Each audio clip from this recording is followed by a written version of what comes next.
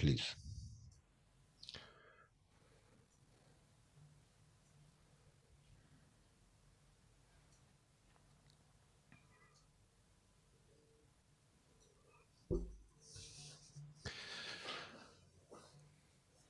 Welcome everybody, and thank you for joining us on Synagogue Tech Forum. We're here to help you deliver a better online experience both for services in education in the Jewish space online. Today, Rabbi Tobias Moss will demonstrate how Temple Israel in Minneapolis has produced a lower budget interactive hybrid service with webcams and laptops, and how they are now stepping up with the high-end cameras and permanent installation. This is going to be a great session with great tips for small and large congregations alike. That, as always, will be followed by a number of questions on live streaming, Zoom, or anything else that we've come up from the social media platforms that we look at. Typically, that includes things like the Synagogue Tech Forum, and it also includes the Dreaming Up Facebook group. We also want questions from you, the audience. So how do you ask those questions? We're trying to make it as simple as possible. If you're watching on Facebook, YouTube, or Twitter, please post your questions into the chat. If you're here with us on Zoom, please use the Zoom QA button. But before we start and get into the session, I just want to quickly introduce the panel and some of the other people involved in today. So I'll start off with my two co-hosts, and first up is Rabbi David. Hey everybody, welcome, welcome, welcome. I'm really excited to learn from Tobias today. I'm David Paskin, your Torah tech guy. My other host, all the way from the Holy Land, we have Rotem. Yo, yo, yo, what's happened? I'm Rotem. Really, I saw Tobias set up for this demonstration. Really looking forward for that. On the panel today, we have a number of other experts who are here to answer your questions, give some feedback, and also to make sure that Tobias doesn't get away with an easy life. And first up on there is Marty. Hey, Leo, and hi, Tobias. Looking forward to this session today. I'm on the East Coast of the U.S. in Maryland, and I'm an integrator, consultant, and host of the Hybrid Ministries Tech Forum. And finally on the panel today, we have Michael. Hello, everyone. Sorry about that. My name is Michael Kyer, and I'm way up here in the Pacific Northwest of the United States. And I really can't wait to see the show today. It sounds like it's going to be amazing. Thank you to the panel. And as I think this is probably the longest anybody has ever seen Tobias go without talking, I'm now going to hand the floor over to him, and we're going to hear exactly what he's been up to. Tobias, it's all yours. Okay, great. Hello, everyone. I'm Rabbi Tobias Moss in Minneapolis at Temple Israel here. And as we demonstrate how we've been using our sanctuary space for interactive two-way hybrid services, I'm joined on the lower bima by Ben Biton, who's a music specialist here and an educator, and Josh Curtis is is the head of maintenance, who's going to be showing some of the space from his device, and as well Gabe Hansen has been our tech maintenance duo role, and he is going to be operating the projectors, which are part of how this all goes. So there's going to be, and panel, please jump in if you want to know more on something that I'm going into, but there's kind of two layers that I want to show about what we're doing. The first is what's from the beginning been an interim solution, but I think a really high level one, and could be a permanent solution in some spaces for the grandeur and status of Temple Israel, which is a 2,000 family congregation. It's definitely an interim solution, and we're in the process of installing a permanent solution. So I'm going to first show the interim solution and then preview what we've got going on as we take it to the next level. So right now, we are set up exactly as we would set up for a Friday night service. And so we have three webcams plugged into 3 computers to bring us into Zoom. And so I'll turn on my other camera to show this off as well. So on the bima, this is my view. If you switch if you show Tobias Moss. So there's a webcam directly in front of me with a good sight line that I can be looking at congregants and looking at the camera at the same time. And then I have a computer in front of me. Sometimes when we want to lower the imprint of all this tech, we'll close the monitor and just use this black iPad as our confidence monitor visually, just to make it a cleaner setup. But it's webcam into laptop, and follow this camera. At the center bima, we have another webcam on a stand. Can you see the phone camera view? Can someone confirm? Yep. Yeah, we're seeing everything great. Okay, great. So another webcam going into a laptop here, and sometimes we can, we close the laptop if we don't need to be seeing everything, and then it's flush. And likewise for the piano, another. Sorry, can I just interrupt? We need to spotlight this so people not on Zoom can see it, please. So we're pinning it. It's okay. People are following. No, they can't. No, they can't see it. They can't see it. Okay. No problem. No. Spotlight. I'll do that bit again on Spotlight. All right, so here is a view of our bima, and thanks everyone for getting to the Spotlight. So what we have is 3 webcams, and we're using Logitech 920s. The Brio would be better, but we had these already for home office use, for remote work. So, so here is one webcam going straight into a laptop. We close the laptop and use just the iPad here as a confidence monitor to make this a cleaner look. Same down here, webcam going into a laptop. And over here we're using a Surface, same thing, connected to a webcam to get the piano. So we have 3 static shots for our Friday night service.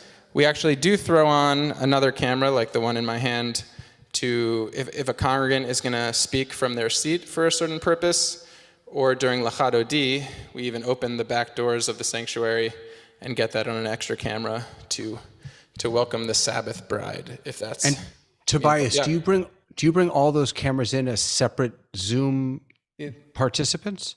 Yeah, they're all their own Zoom participant, and then we have someone who's the role of spotlighter, who's essentially our switcher. And then also, I'll show this here too. So also the 2 Bima webcams are actually running through OBS, which enables us to use Singular.live, which is a graphic overlay system.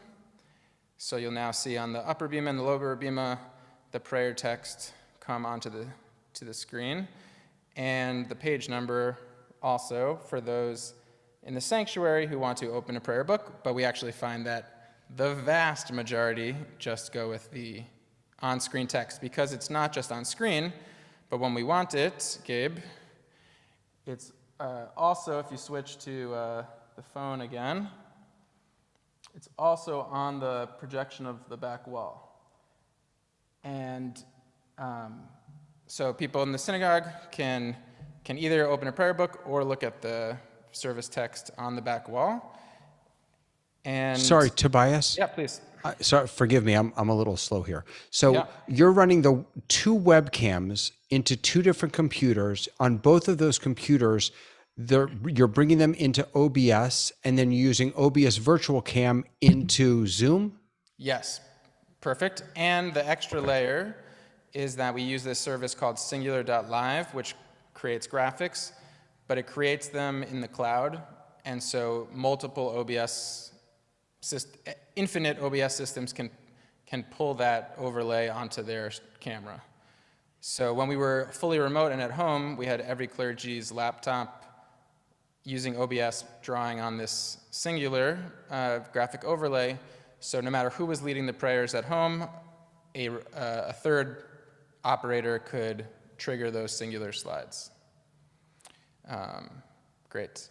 And I'm going to hop out into, Josh, do you want to turn on your camera actually? So if we can spotlight Josh, and Josh, do you want to sit in one of the first few rows? Actually, right there's good.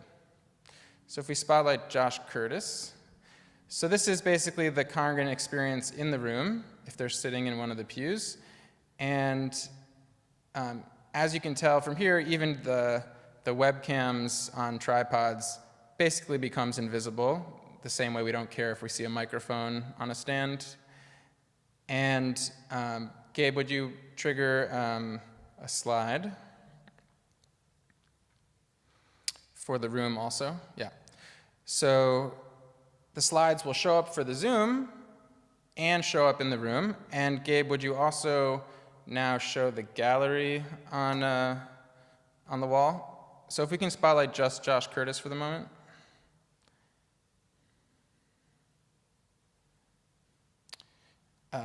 Okay, and great. So on the back wall, we can project whatever we're seeing on the Zoom. And so Gabe, who's by the projector with shortcut keys, can choose to show just the prayer slide over black, over nothing, transparent. He can show the prayer slide over the person speaking in speaker view, or he can show the whole gallery. And so we used each of these at specific moments. For example, at the end of the service, we show the gallery and say, does anyone at home have challah by their side? And 4 or 5 people will hold up a challah to their camera, we'll spotlight all of them, and in the sanctuary, we can all see them. And we can even unmute them for them to lead the blessing or to say hello, that sort of thing. And so we have two-way conversation with whoever's on Zoom. So someone on Zoom could lead the candlelighting blessing, all of that. I haven't touched audio yet, but in terms of video and graphics, any questions from the panel or anything to clarify? So what are you planning? What is your upcoming game? What are you planning to add? Let's hold that off until we finish the interim completely. Yeah, Okay. David. I'd love to hear more about Singular.live. Like without going into too much detail, how easy do you find it to use?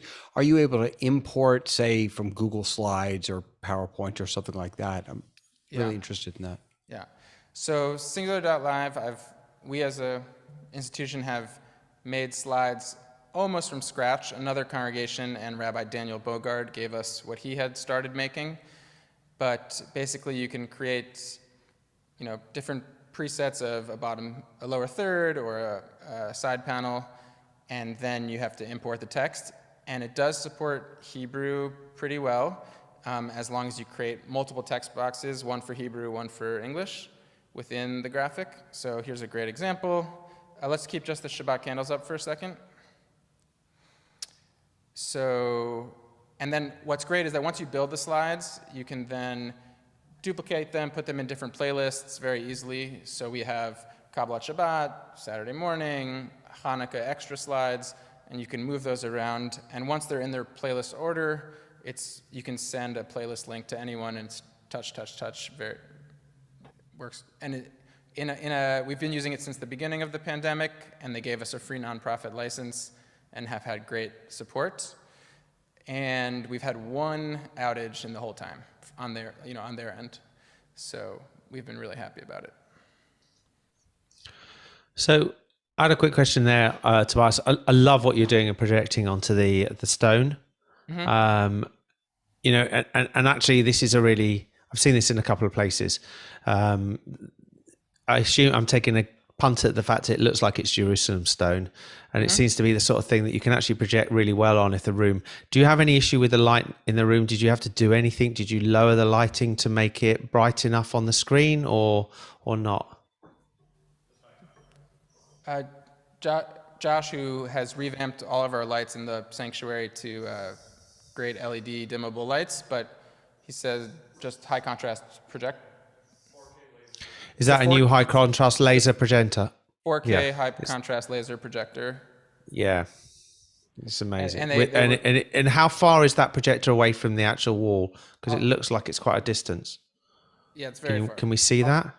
If you spotlight Tobias Moss again. balcony in the back of the. Wow, that is a really long throw. So that was a long throw lens that you had to. So for just looking at that, you would have had to get a long throw lens put onto that to make that work. It's pretty good. Yeah, but pretty good. What's the brightness on those projectors? He says the brightness could go higher even, but we don't know we don't know how to tell you that. And the lighting in here is LED lights across the ceiling that can do any dimmable setting. Okay. So that's all. Videos. That's on there. Gabriel has got his hand up. I don't know if he's got his hand up because he's wanting to tell us something or. Oh, yeah, we can lower his hand. We covered it. I can't. I'm not host. Somebody who's a co-host can. Okay, so you're giving us a good example. So everything just so that I understand this also, the production that you've just did there, everything you're showing us, although Tobias, you're on the Bimmer, it's all being controlled from remote. Is that right? Yeah. So to operate this service, we prefer to have someone riding the audio mixer, which we'll get to next. Yeah. And then we need someone spotlighting, and we need someone operating the singular slides and the projector. Got it. And that leaves clergy having to do nothing. We like that. We like clergy. They've got a big enough job anyway. Yeah. And are those all volunteers, Tobias? At the moment, it's all staff, and we have we used to use more volunteers to run the projectors pre-pandemically, and maybe as we establish a new normal, we'll bring volunteers back in. But for the moment, we've kept it within staff. So, what staff positions are participating? It's been kind of all hands on deck at different times. So, from when we first established the system, I was playing more of a role in its operation, but we've had clergy assistants operate aspects of it, the whole maintenance team essentially. For operating the prayer slides, sometimes it's useful to have someone who's Jewish or has been to many services already, so we'll ask someone who's more familiar with the service to operate something, especially if it's a service that's infrequent, just a given holiday. But for Shabbat, Friday night and Saturday morning, Gabe runs the slides and has learned the flow of the service, and we give a good cue sheet, and it works great. So you touched on something there really quickly before we move on to sound, and that was that you're saying you were doing a lot of this and it's now, and you already have projectors in place. Did you already have them onto the Bimmer before we started lockdown? Using, we call it off the wall, when we project a prayer on the wall. And we had been using PowerPoint for that, and we had started that 5 years pre-pandemic or something like that, or even longer, for certain services, not for all of them. But the projectors were already in place and at a high quality. We didn't have a week-to-week live streaming. So that's why when we came back in from the pandemic, we needed an interim solution. For the High Holy Days, we'd been hiring a team that brings in their own Tricaster, their own cameras and camera operators. But that was, you can't do that for every week. And my last question, and then I'll throw over to Rotem. So what you're saying is that you were doing this all externally. You now brought most of this back in-house, as I understand it.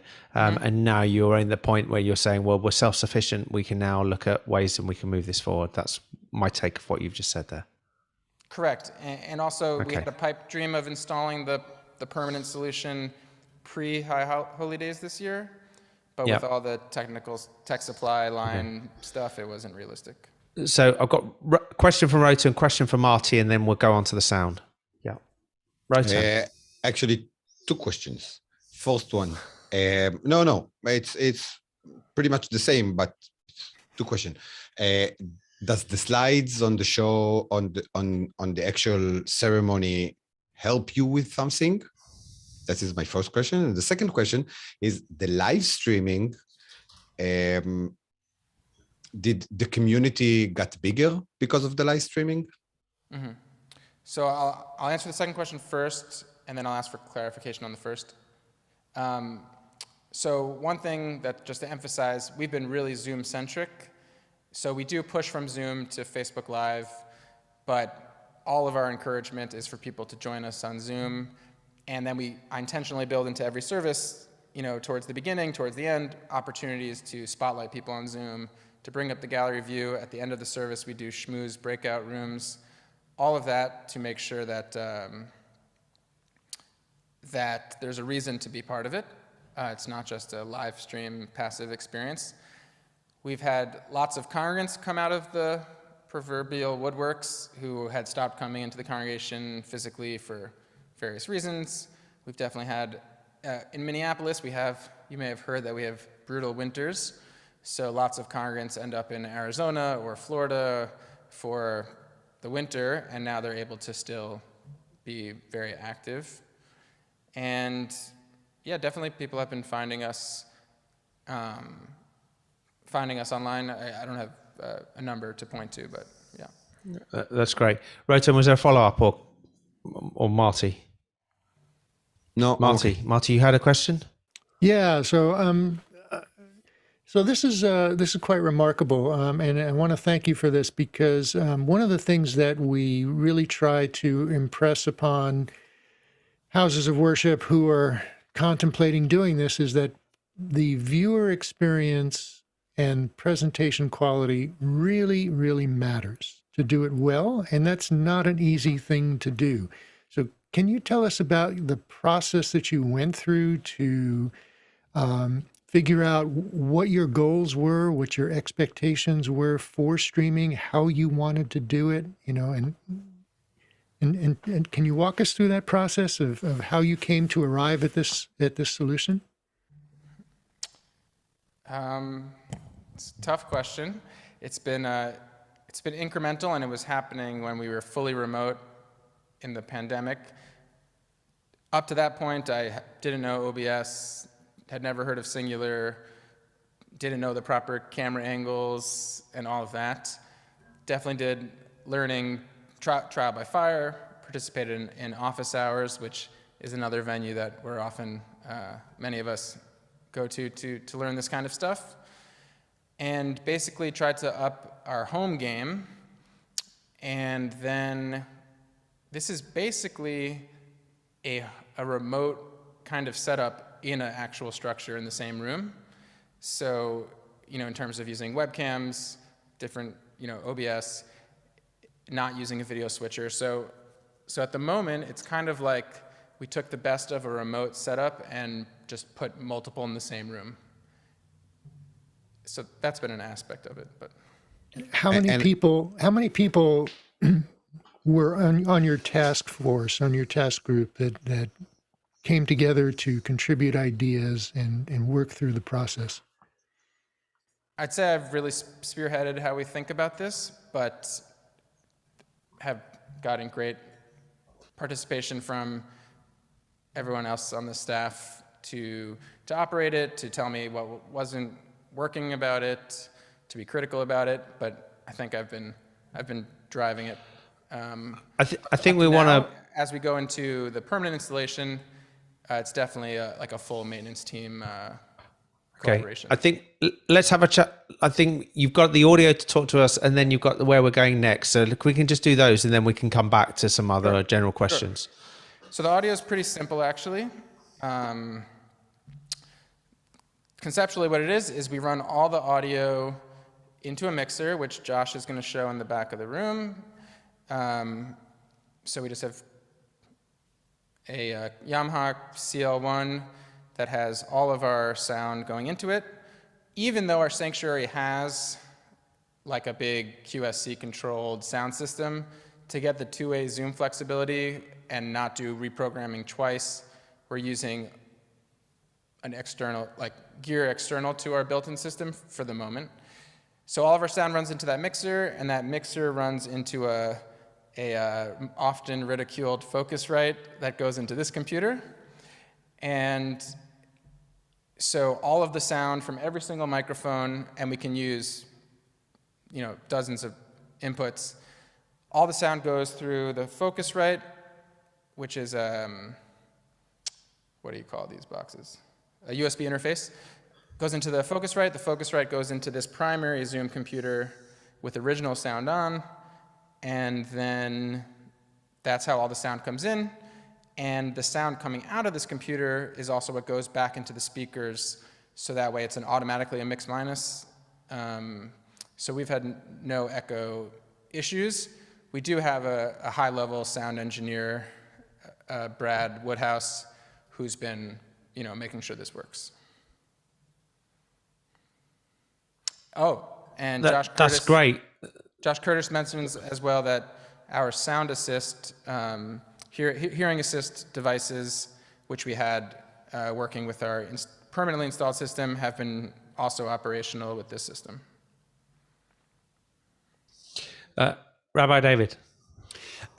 Answer this now, or you can wait until after you do the new install. I'm curious about all the wires, all the gear. You mentioned before about maybe just using the iPad. How has the community sort of dealt with the intrusion of technology into the sacred space? So it's never been an issue. We want to clean it up. But if you spotlight Josh Curtis again, so we do have these speakers at the front of the Bima currently. Once we have Josh Curtis spotlit. Yeah, so we have speakers at in front of the Bima, which we wouldn't have permanently. Josh, you want to just show the installed speakers, the big ones? So we do have speakers permanently installed that will be, you can't even see them, they blend in so well, basically. But for the moment, yeah, there. But to give us flexibility with Zoom and changing things up, we went with more easily accessible external speakers. And during the High Holy Days, we definitely, wanted to make sure that no one would trip on them, and thought about how people would enter the space. But we've tried to make it as clean as we can. And then on the Bima, we have gaffer's tape covering tons of cabling, and it's not, it's an interim solution, but we have no trips so far. So that's how we've dealt with the gear.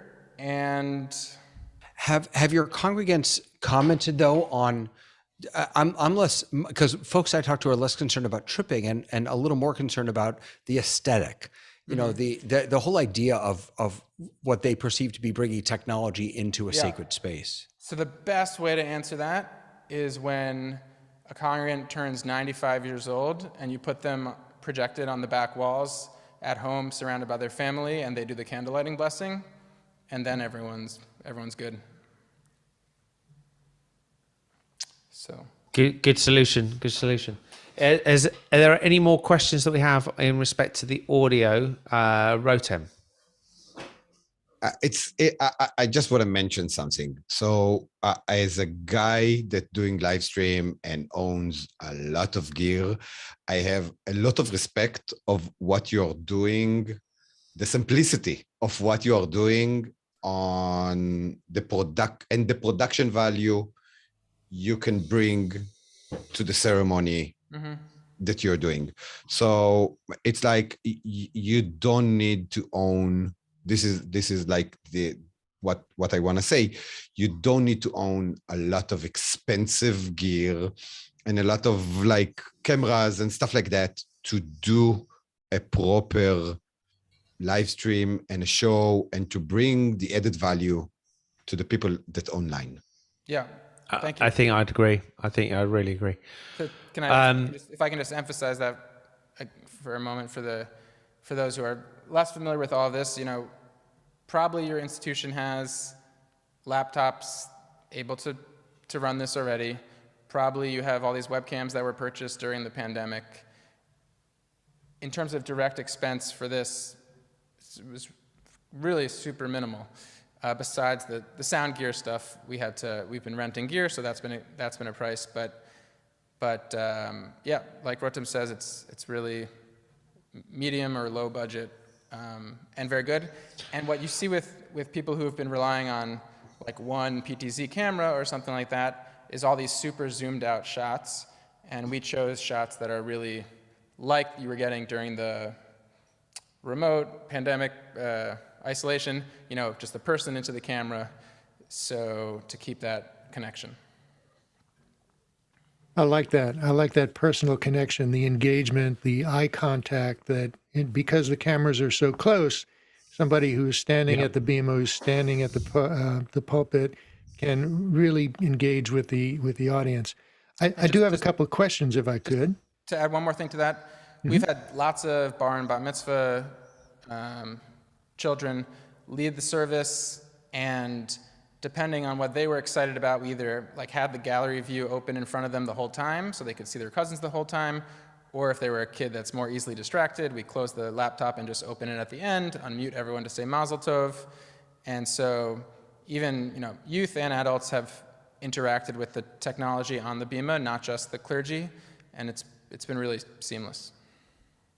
Beautiful, beautiful. The 3 laptops that you have up there, how are they connected to the network? Are they wired or Wi-Fi?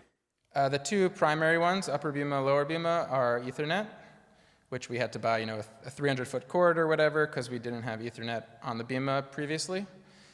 And then the third one on the piano, we thought if it glitches a little bit, we're okay with that. So that one's Wi-Fi.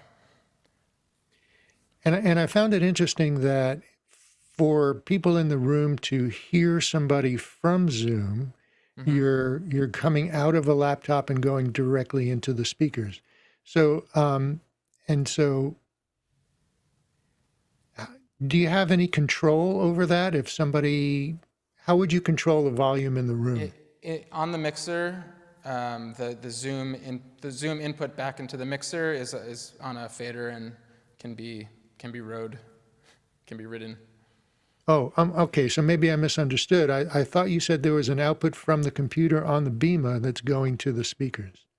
It goes first to the mixer. Oh, so you're running it all the way up to the mixer first. Oh, okay. Great. And then you mentioned the hearing assist system. So that's a very important element in a sanctuary for people who have hearing challenges to be able to participate and hear and appreciate. And so I think you just answered my question. I was asking how do they hear people from Zoom, but you have it running through the mixer, and that's perfect. Correct.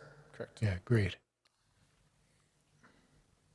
Rabbi David, I saw your hand on this. I was just, David Eppinger in the chat was just saying that the biggest challenge for synagogue groups, small synagogue groups, is the sound connection interface and sharing both ways. You said that you haven't had issues with that echo feedback loop. Do you do any, how do you manage that? I think it's really, Zoom is managing it because it's only one. This computer in front of me is both the input and output to Zoom, to and from Zoom. So Zoom is only pushing back into the room an input from Zoom, and I think that's really where. But if I'm right on this, Tobias, somebody's actually managing the desk, aren't they? You've got somebody managing the audio of the desk. Not right now, for example. But in an ordinary service, do you or not? Do you unmute and mute Zoom? We have the Zoom spotlighter would mute any foul actors or whatever. Yeah. But it's just you only unmute people in Zoom when they're talking. You bring them. Yeah. I think that's the biggest. That's always the trick. We don't need to. Every time someone's speaking from Zoom, mute the rest of the system. We don't need to. Okay. All right. Okay. So moving on, let's move on to the third part, and then we can always come back on some points. Yeah. So Josh. I'll first say it conceptually, and then we can show it a little. So we want to get this tech off the bema. So we're having 3 PTZs installed on the back balcony. They are going to get painted the same color as the balcony, actually, so that they disappear more. And then there's going to be one.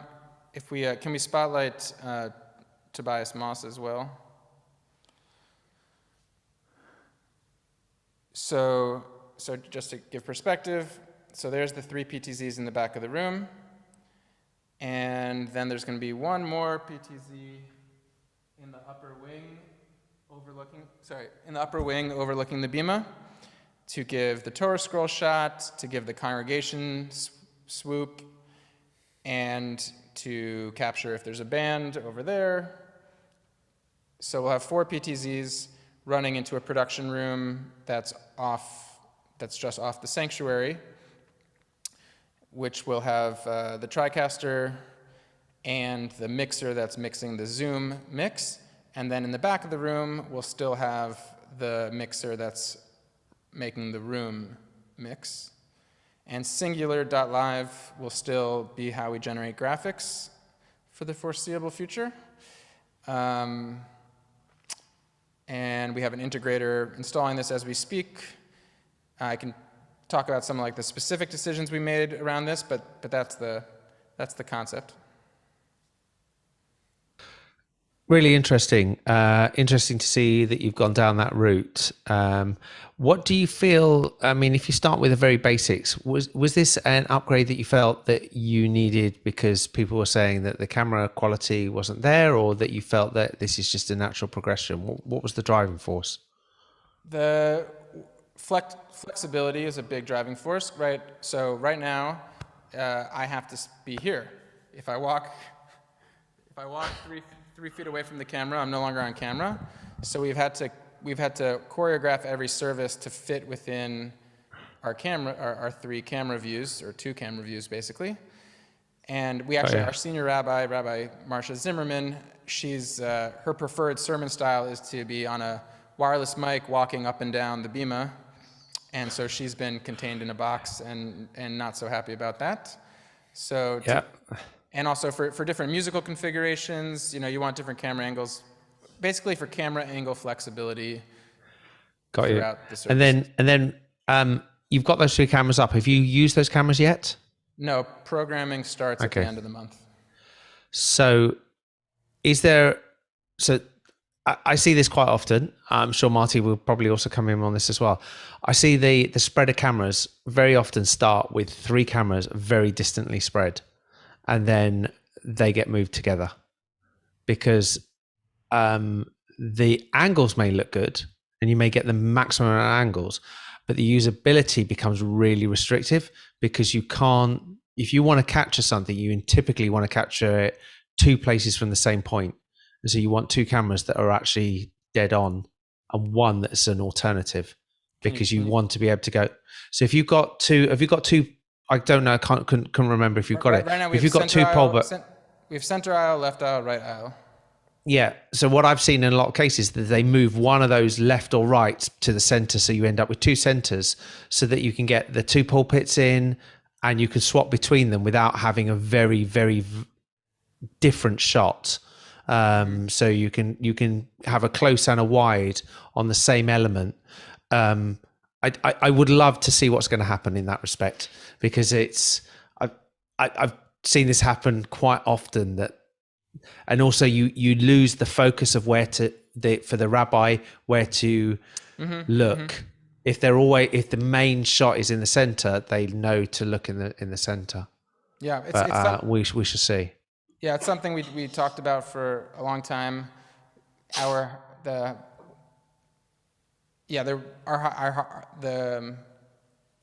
It's basically a we'll see. The High Holy Day team that we brought in with full cameras on tripods, they configured themselves this way, and so that was kind of a model for it. But yeah, I think it's Tobias, I think it's an interesting. I don't think there's a right and a wrong one. I don't know. When we looked a couple of weeks ago, David, with your walk-in arc, I can't remember. Were your cameras always? Is it typically all down the same place, or you've got different places on your cameras? I'd say they're about 3 meters apart from one another. They're pretty spread out, and I'm not sure that was the right choice that they made. So, Josh, sorry. So the cameras are in, but you're not starting the programming of them for another month, you said. Well, it's a holiday in America coming up, and also the camera that's going to be over the Bima, we need to bring in a big lift to install it. So it's going to take some time for that. But so do you see an ability to run the existing system and the new system joined, or they've got to be completely separate? Can you add one of those cameras into your current system? In theory, but the goal is definitely we're going to run them both overlapping for like a few weeks to make sure everything's working, and that our staff can get trained on how to operate that. But then, our goal is to pull down the wonderful interim solution. And get rid of all the cables. I think we've all been there. It's that the aesthetics of cables, and I think it was said earlier by others, the aesthetics of cables in a sanctuary don't really lend themselves to be, Here we're even glare. more concerned about the safety of cables, to be honest. But both, okay, of course. And so I have a couple of quick technical questions on there. One is, with those cameras, are you connecting those? What technology are you using to connect them? They're all power over Ethernet, and they'll be NDI. Okay, and you said you made a decision which some watching will not know what it is. You said you're going to be using a Tricaster. Mm-hmm. Can you tell the people watching what a Tricaster is and why you chose it? Okay, sure. So a Tricaster is essentially a computer that has the capacity to take in many video inputs and audio inputs and push out several video inputs and video outputs and audio outputs. And also you use the Tricaster to switch among the cameras, and use the Tricaster to push to Zoom, to push to live stream. And because operation of the system is still something that needs to be figured out for our institution, short-term, long-term, the Tricaster being a more standardized system than vMix, which would be more custom, we went with the Tricaster. It's an interesting choice. And I would love to see, once you've got that up and running, how you go with it and how it works. Mm-hmm. David, real quick, and Leo, this may be a question for you. Is the Tricaster comparable to like an ATEM Mini Pro or ATEM Mini Extreme? Is it the same kind of thing? No, it really is a custom computer. It's created by the same people that create Wirecast, off the top of my head. It's quite a high-level production system, and it's what we would call in the UK a Marmite product. You either like it or you hate it. There isn't anybody that sits in the middle of it. It's so I don't know if that translates, if there's an equivalent spread in the US to Marmite, or I've just explained something that nobody understands. But there's a pretty much 50-50 hate or love it. There's Marty, no in between. You probably there's no in between. Marty, you must have come across it quite a lot. Oh, yeah. They've been around for a while. They were the first highly integrated, custom designed television production studio in a box. So the computer, the software, the capture cards, the output, graphics drivers, everything is custom integrated into a singular product, including the switcher software, the audio stuff, everything is in there. And it skews towards higher level production, like broadcast level production, which makes it usually more expensive than a lot of people prefer to pay for a system. And so they go with something like vMix, which is also more capable, but requires more self-configuration, exactly on site.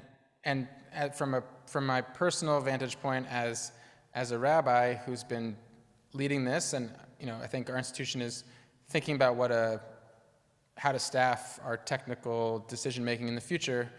But as a rabbi here, I don't want this to be my all-consuming work and troubleshooting a custom-made vMix machine and blah blah blah, and computer parts and technological parts are hard to find right now. So I was much more happy with an out-of-the-box solution that. I think one of the things with all of these is there isn't a right solution. I think the right solution is to actually move forward to do things, and if it doesn't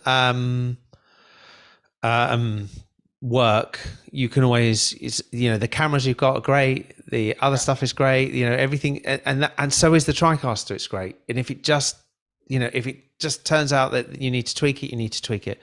I'll be really also interested to see how you'll go along with the graphics and everything, because that's quite an integral part of how you'll deliver those into there. What other questions do we have from the panel or for Tobias? I'll add just a couple. Sorry, Tobias. Just a couple details of the permanent installation. Our Bima already has lots of audio inputs and electricity running through it and all of that, but we're expanding with some floor boxes that have, we're going to have 4 Ethernet lines run into 3 locations on the Bima. So if we later want to install monitors, cameras, or Dante audio boxes, we'll have infinite expansion on the Bima with less cord stuff in the way, which Josh is super excited about. And what else did I want to add? That element? That's what I remember for the moment. Marty, questions? All right. So I was going to ask earlier, now appears to be a good time. The computers on the Bima, particularly the one that you're running audio to and from for Zoom, how are you interfacing audio to that computer, and how are you running it up to the balcony where the mixing desk is? So the audio comes in and out of Zoom. The first step is the Focusrite interface, and then that gets converted into I think an XLR cable all the way back. It's snaked around the back of it's snaked around the perimeter of the sanctuary and taped down, and goes back to the mixer. Okay, the Focusrite is generally that's right. So USB to the computer and then analog line level in and out. Okay, great. Interesting. And just as a note, the Tricaster also has graphics packages that are included or are optional to that, and it's a great system. Good luck with it. It is a really good choice. Mm-hmm. On the camera positioning that Leo was mentioning, it is really nice to have those 3 cameras that give you options for different angles for different parts of the Bima, which in your case extends almost wall to wall.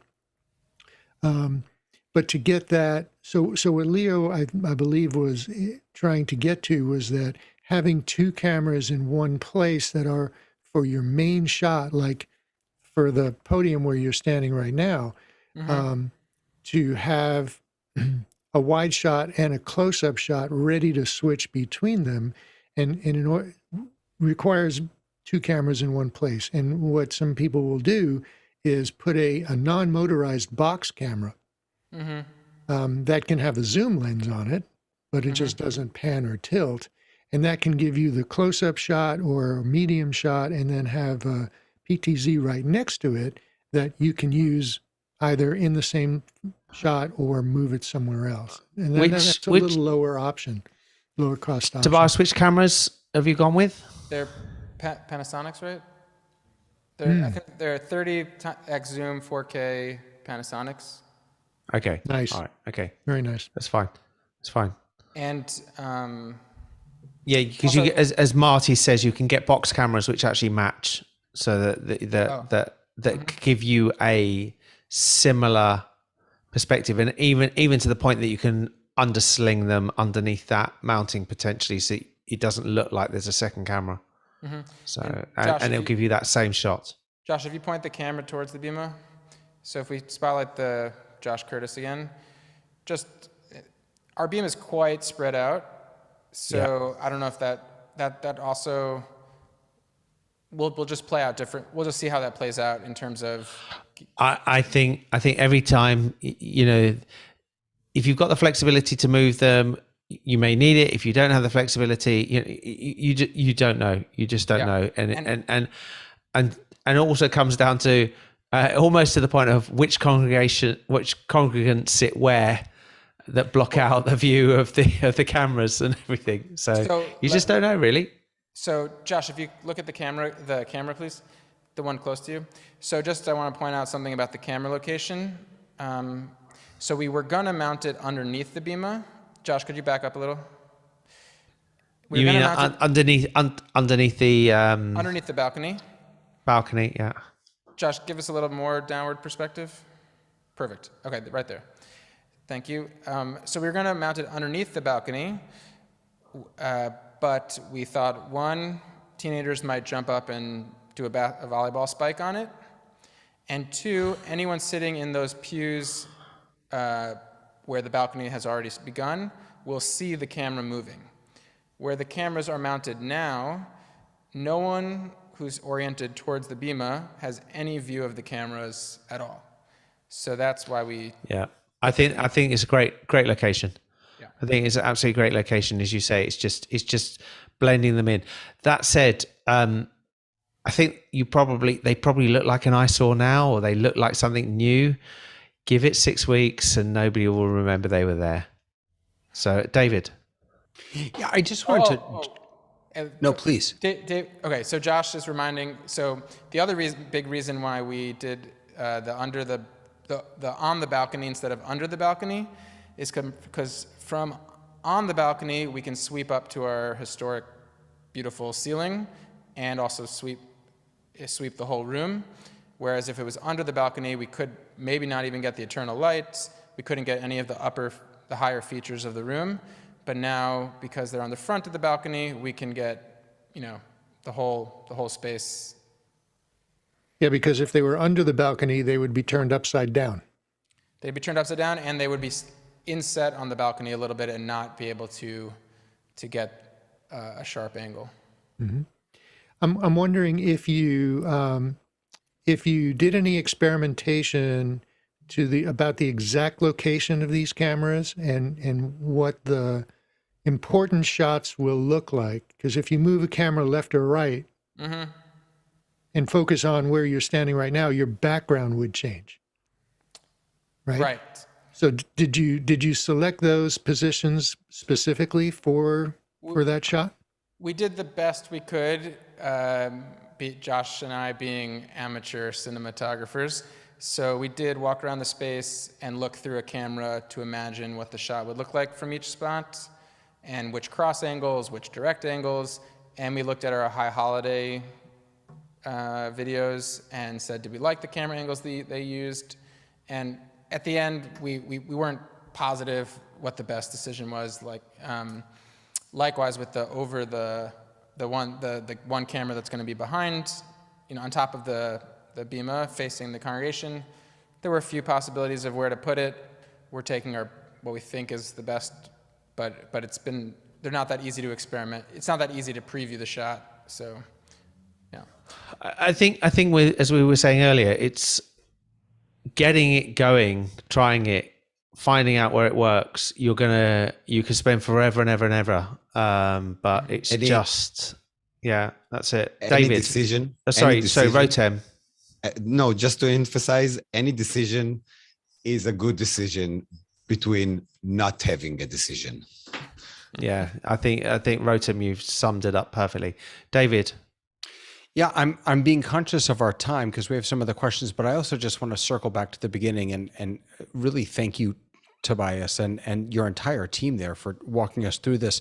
I don't know your congregation, but when I look at your sanctuary, it tells me that you have a larger congregation, perhaps with a larger budget than some of the rest of us. And so I really just want to go back to where you started, which is if all you have is 3 webcams, use 3 webcams. Like, I mean, Gay goes into, hey, I'm so glad, I'm so excited to hear about the upgrades that you're making. I think it's going to be amazing. And you look great with 3 webcams. You know, your stream was fantastic with what you had. And so, I think many congregations will be going through this sort of growth process that you all are going through in their own unique, different ways. Yeah, I appreciate that.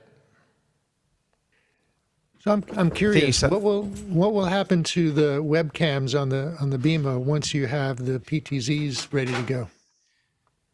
We'll sell them on the black market, or more staff will have better webcams. Logitech, they're just Logitechs, and they. No, I know. Unfortunately, you're not going. I know. I'm laughing. It's they're not.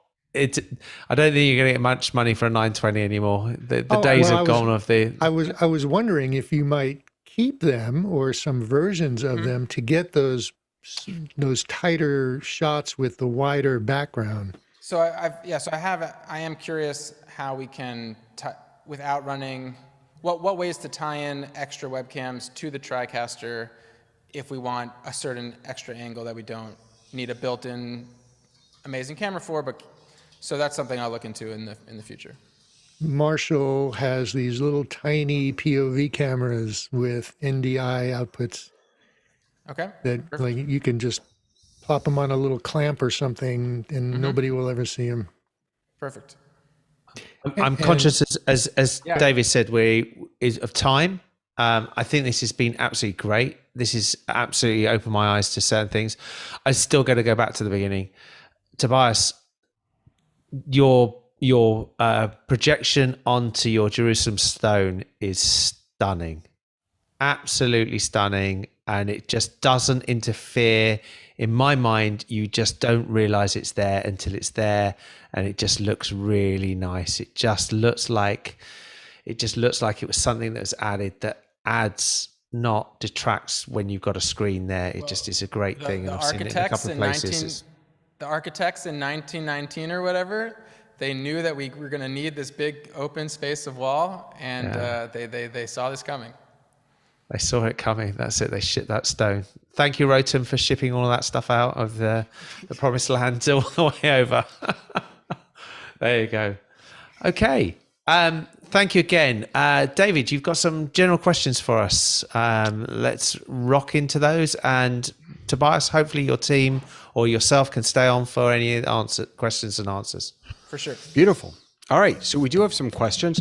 So this first one is from me, and I apologize for putting myself first. But I wrote, many communities are thinking about what a digital membership might look like and how digital engagement might support our communities financially. What are the panel's thoughts? Let's start with some big ones. This is really an interesting one. Please raise your hands, anybody who's got some thoughts on this. I think this is a big seismic change that we're going to see in the world that we're in. From my side over this side, membership for Synagogue has always been based around long-term membership, including burial rights, including family rights, and that suddenly we're finding that there is the ability to join a congregation that maybe isn't where you were and look at it in different ways. I have had or seen a number of discussions about this, and I think it's gonna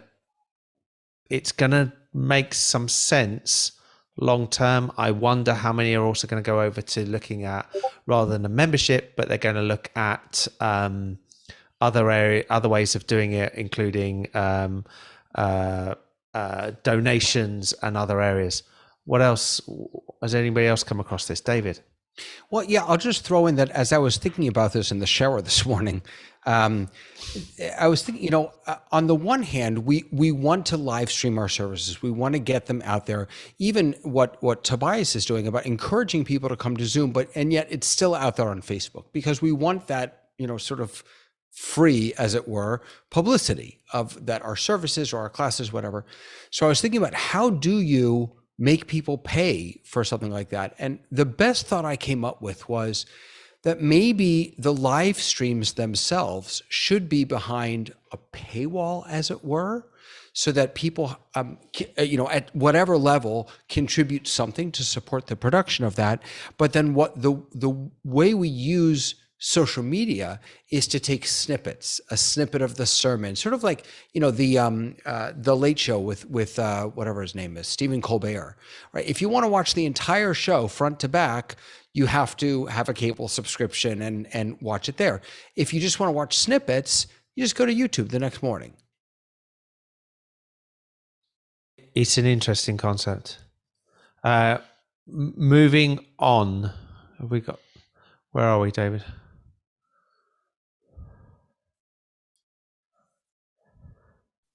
David, you're muted. I knew that. I apologize. Happens to the best. Hybrid conferencing. I'm currently using a TV monitor on stand hooked to a laptop with HDMI, a Logitech webcam, and a USB mic in the middle of the table. Problems are people at home can't see so well. It's from Rabbi Rona. So I see this as quite a common issue, and we are getting, and really, I guess this leads very closely back to where Tobias was saying. A webcam was only ever built really for a distance of person to webcam of about an arm's length. It's that sort of thing, or 2 arms lengths, whichever way you count it. It was not designed for in the middle of a room to there. And I guess this is where you're saying, Tobias, you've ended up having to put a camera where you probably didn't want a camera to be, so that people can actually see you at a size that, and there's a natural thing, and I'm actually slightly lower, but if I go sort of there, that's the sort of the standardy size that you want. I guess, so it's getting the right camera. Rotem. It's getting the right camera, right? So yeah, you need to invest if you want to look better, but it may be also the Zoom account you got. So maybe the Zoom account is not 720 or 1080. So you can go and ask Zoom in the chat to bump your Zoom account. Every account can bump their account to 720 if you ask them. And you need to go and ask them to do 720, and maybe this is part of the problem. Marty, and then Tobias. So yes, the particular kind of camera and the lens and the view width of the camera will make a big difference. So for something like for a conference room where there's a conference table or something, I would look at the Jabra Panacast. Now this is a USB webcam, but it has a 180 degree, a full 180 degree viewpoint. So it can see the entire room, and then it will auto sense how many people are actually sitting in the room and will zoom down to that view so that you can see people who are talking. And if there's a lot of people in the room, it will open itself up wide, so you don't have to make that kind of adjustment. And that will help people watching on the other end to be able to see better and get a better sense of in the room and how many people are in it and who's in it. And Tobias, did you want to bring something on this? Yeah, just to talk past the question a little bit, just that with a single camera, it'll be hard to get amazing video of multiple conference room participants. So even if the video never gets to what you want of, direct image on each person when they're talking, try to make sure that the sound is good around the room, no matter who's speaking. That's an even bigger factor. Great. David, next question. Next question comes in from Rabbi Robin. What is the relationship between Zooming and live streaming, and what are the best practices for combining the two? And just for context, this question came in part because they were streaming from OBS to StreamSpot, and also using the OBS virtual cam to go into Zoom. They were not streaming from Zoom out. And it seemed to be really taxing their computer. So that's the genesis of the question. Tobias? So if your desire is that someone who's watching a live stream will see the multiple Zoom participants, then you'll need to live stream first you'll have to first run your camera into Zoom, and then with everyone else's feeds in Zoom, restream that. So that would be really key. Some people create just kind of watch parties in a Zoom, and there's a live stream going into a Zoom, and people just go to the Zoom to watch that live stream, but that kind of defeats the purpose of having, I mean, there's purposes to that, but it's not a full purpose use of Zoom. So if you want to have interactivity, then you'll want to do that within Zoom, and then you can restream exactly what we're doing right now. We're all in a Zoom webinar, but you could watch us on Facebook Live, and you'll see each of us go to that. You'll see all of us in conversation. So that's how that works. Marty? Right. So Tobias is right. It depends on what you want your viewers to see, right? So you're sending one or two cameras, or maybe you're switching between cameras if you're using something like OBS or vMix. You're sending that to Zoom. And if you're also sending that to a streaming provider, then that's what those people are going to see. If you have Zoom sending to the stream provider, then your audience who are watching the provider's stream will see everything that Zoom people will be seeing. So there's a difference there. The other important factor is that when you're going to Zoom and then having Zoom relay that out, you're only sending out one data stream, and that's the amount of bandwidth that you'll need. When you send to Zoom and somebody else, now you're sending out two streams, and you're utilizing double the bandwidth requirements from both your inside network and your internet bandwidth as well. And you're probably taxing the computer processor more. And the computer as well, correct, yeah. Great, okay. Next question. What do you all use for audio recordings for B'nai Mitzvah students to download? Google Drive, Dropbox, something else? Any tips or thoughts on what to use and why? This is a long overdue project from my shul, and I wonder what your best practices are. This is from Rabbi Nathan, writing on Dreaming Up 5782. Tobias, and then Marty. I think I saw this question come in our Facebook group, and so I'll restate some of the things I've said there, which is I've created a Google Drive folder that is shared with everyone on our staff who would want to be able to access our recordings. And then within that, I create subfolders for each student and share that subfolder with the student. Any new subfolder I make, because it's in the bigger folder that is already shared among staff, the staff will have access to any new folders I make, but the students can only see their own materials. And then I can add things over time, like if I give them just the Torah recordings at first, but want to give them a Haftarah recording later on, then I can just throw that into the same folder. So that's how I do it. Marty, and then to David. Google Drive is very easy for anybody to access. Now, I was participating on multiple committees at a church that I was belonging to, and we had lots and lots and lots of files, and we were using Dropbox. And we quickly found out that Dropbox has very stiff limitations on how much data you can use, your file storage, and any file that is owned by somebody else but shared with you goes towards your quota. Even though you don't own it, it goes towards your quota. And so we all ran out of file storage space on Dropbox and would have had to pay Dropbox for a higher level of membership or subscription just so that we can continue to do our work. And you don't have that kind of restriction with Google Drive. Okay. David, did you have anything to add on this one? I was only going to add that I think I also responded on that post. And I wrote that you might want to think about just building a page on your website where you host all those recordings. Why just share it with the one kid who needs it today? Let's make them available to everyone, so that anyone who wants to learn that particular Torah reading or Haftorah reading or whatever it is has access to it. So that might be another thing to look at.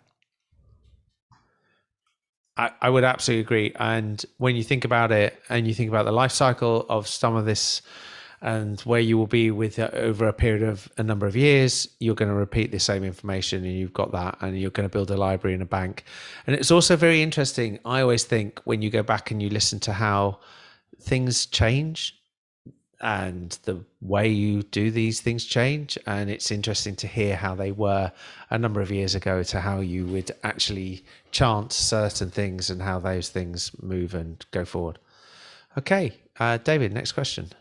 Yeah, so I think I'll share this one last question for today because I'm looking at the clock. So the question is, looking to get a Zoom meeting recorded with an audio transcript. This is from David in Dreaming at 5782.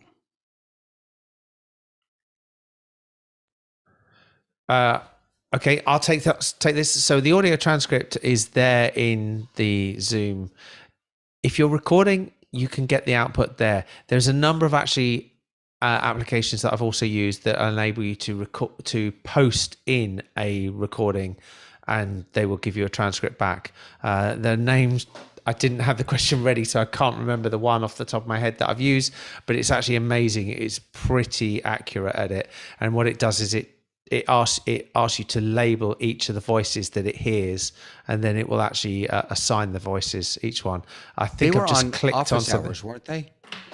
I think they were, and the name has gone out of my mind, but I tried it, and it was just for trying to fix something recently. It was just really accurate for doing a meeting, minutes from meetings. Tobias?